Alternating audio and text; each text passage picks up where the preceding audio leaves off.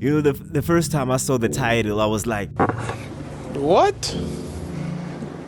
How? Hold on, bro. How? as you're watching this, I'm pretty sure you felt the same way, or it's the same reason that made you to click this video. With that being said, shout out to you for clicking the video. It really means a lot to us. And likewise, you are watching Healthcare, your go-to source for your dub TikTok real life stories with a pinch of bossy. So yeah, my people, you read the title, and I'm not quite sure whether is this still a real life story or it's just content creation, but make sure you do comment and tell me what you think right down in the comment section. And to my international family who don't speak isiZulu, I've got you. We manually added English captions in the video so everyone can follow along and experience the story. And make sure you do like and subscribe if you haven't already. So without further ado, let's jump straight to it. Sanibonani, ninjani? Yo, I'm tired guys, ngikhathele ngithi ngibuye emngcwabeni. Hayibona.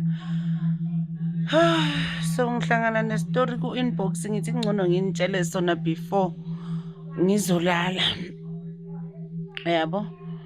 Uthi lo sisi, hi Smomo. How are you? Sorry sisi to bother you during the weekend. Bengisacela ukuthi utshele i-country story sami. Okay. Isitori sakhe ngizosisummarize nje ngeke ngize ngisifunde word by word, ngizothanda nje ukusummarize because sidenyana yabo. Siqala kanje, uthi sesinox ekhaya siyagula sonke manje, sesinesandulela ngculaza sonke, sesiphuza ama-ARVs from kumntanami ona 6 years ukuya kumamami. Hayi ke sesinox kwahamba kaso. Mina ngangine-boyfriend engangithandana naye after ubaba wabantwana bami. So sadecide ukuzohlala ekhaya because sasesihlulwa imali ye-rent, wayengasasebenzi. So sathutha emqashweni sazohlala ekhaya. So sithe masihlala ekhaya bekungekho omunye umuntu osalayo emini ngaphandle kwakhe. Bhuti wami bekafunda isikolo, afunda matric, then abantwana bahamba baye esikolweni, umama ahamba ematohweni, nami ngihamba ematohweni. But mina wami amatoho bekungasiwa every day. So abantwana mababuya esikolweni bebabuyela kuye, yabo. Okay, sharp. So after Smomo ke abantwana babuyela kuye, mababuya esikolweni bekabayenzela ukudla, simthola cleanile, yonke into right. For the first 5 months yonke into beyihamba kahle, kungana problem. Yabona. So mina ngilo muntu lo ongithanda ukuthi sometimes abantwana bami ngizigezele bona because nginomntwana ona 6 oyintombazana, nginomunye ona 16 oyintombazana. So lo omunye ona 16 like ngiyambona manje ukuthi no akasekho right, yabo. Hayi ke ngimthathe ngithi asambe siyogeza sithiwe ebhavini, sigeze ebhavini, but ngiyabona nje ukuthi iphenti lakhe alingichazi, yabo. Ngiyambuza, yini baby, so uyajola, so lala nabafana? Uthi cha mama, mina ngijuli. Okay, sharp. Hayi kuhamba isikhathi lo mncane naye mase ngimgeza ngiyabona ukuthi hayi man uphuma udodi la ngaphansi, hayi kulo mncane ngithuki. Hayi kube nomunye umama wayilayini yethu like uyu umuntu engithanda ukukhuluma naye, yabo. Athi kimi, and then ngithatha abantwana ngibamikise esibhedlela, yabo, because bengimchazela ukuthi shares abantwana bami abangichazi. Athi hayi ngathola ukuthi mhlambe banyonyobelwa yi-cancer, naye ucabanga nje into eziningi, yabo, akazi ukuthi angathini. Okay, sharp. Thatha abantwana ngiqale ngithathe lo na 6 years, ngimlovise esikolweni, ngimhambise esibhedlela, ngiyobachazela ukuthi no umntwana akangichazi so enekusimeli, yabo. Hayi amcheck amanesi bathi umntwana nokhona umuntu ogangela umntwana akekho right, yabo. Akukhonakala ukuthi umntwana ona 6 years angahlala ngabe virgin. So because ngazi isetting yasekhaya ukuthi ikamero labo liseduze nelakalo mntwana wasekhaya womfana lo ofunda matric, balala babodwa ebusuku, then bese yena ulala naye ekamero, thina silala ngaphandle erumini, then bese umama mami naye ulala erumini la ngaphandle, abantwana balala nobhuti wami. Ngicabangele yena sesisimomo ngim-accuse umntwana sekhaya, ngim-accuse kanje sekuphume, sebaqedile nokubhala ama-exam wangoDisemba, sekuphume iphepha ngoJanuwari, yabona. Sharp uphasile ngama-distinction ayi-6. i-University of Cape Town emthathile angazi yena ukhethe ini between yona ne-Wits but khona la bekumele ayofunda khona between the two. SisisiMomo ngim-accuse aboshwe for i-rape yabantwana abayi-2 sharp. Then bese siqhubeke thina nempilo. Ubhuti wami ngokutshela ukuthi manje uyadonsa ejele, sekunyaka wakhe wokustrilo adonsa for i-rape, bamvalele.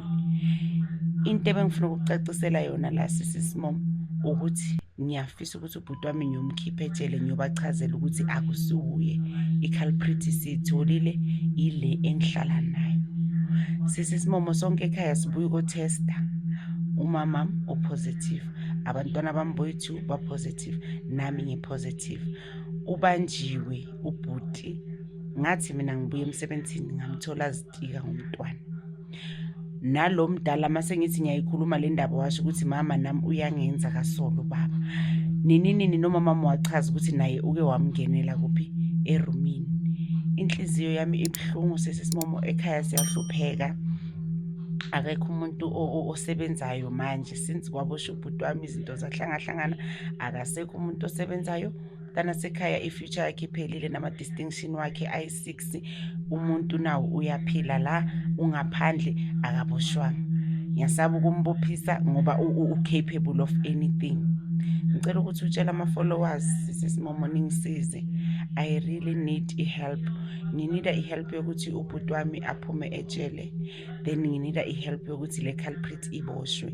Abantwana bami angazi ngizobabhadalela ngani i-psychologist ukuthi ibathole the best counseling ever, because lo ona 16 manje bekabhale iletter wa-attempta i-suicide, waphuza amapilisi azange ibe successful. So kumanje sihleli naye siyamsaba because we know ukuthi anytime angazibulala. Umama mseka into ehlala etshwaleni ephuzayo, masekaphuzile sisisiMomo bayamguga bamlethe bamphusha la endlini, sekazichamele uyakhala, ukhala ngokuthi umntana wakhe usejela, ayikho into ayiphilelayo. SisisiMomo ngiyazizonda into engayenza ngomntana sekhaya uhlukumezeke too much ejele. Akekho nomuntu oke wayombona since wagwetshwa 15 years. Angazi ukuthi kuyakhonakala ukuthi isigwebo basikhansele or kanjani, I really don't know, but ngicela ukuthi ningisize. Yo indaba engaka. I am so shattered guys, ibhlungu lento mina ngiyizwa la. Angazi ukuthi nina kinendlebeni zenu ifika kanjani, but it's very painful. It's very painful. Bengisacela ukuthi ke sihlanganene ku-comment section, ningakhohlwa ukungifollowa guys, ningakhohlwa ukulike. Sihlangane ku-comment section nisho ukuthi if you were in this situation wena bozoyenza njani, because it's a painful situation. There are kids involved, nje kunomzali o-involved. Ikhaya libhidlikile ngenxa yokuhlanyiswa i-boyfriend, ngenxa yokuhlanyiswa uthando, ngenxa yokuthemba umuntu wangaphandle ukudlula ifamily. So ngicela ukuthi guys sihlangane ku-comment section.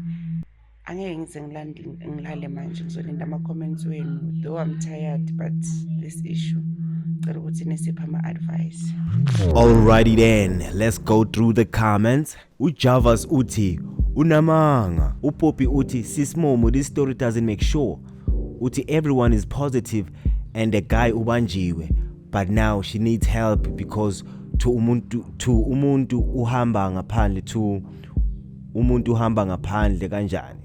Umthole azidika ngumntwana and yet he's afraid to report. Tsehofato responded to Upopi uthi cha sisi, kubanjwe umuntu wrong.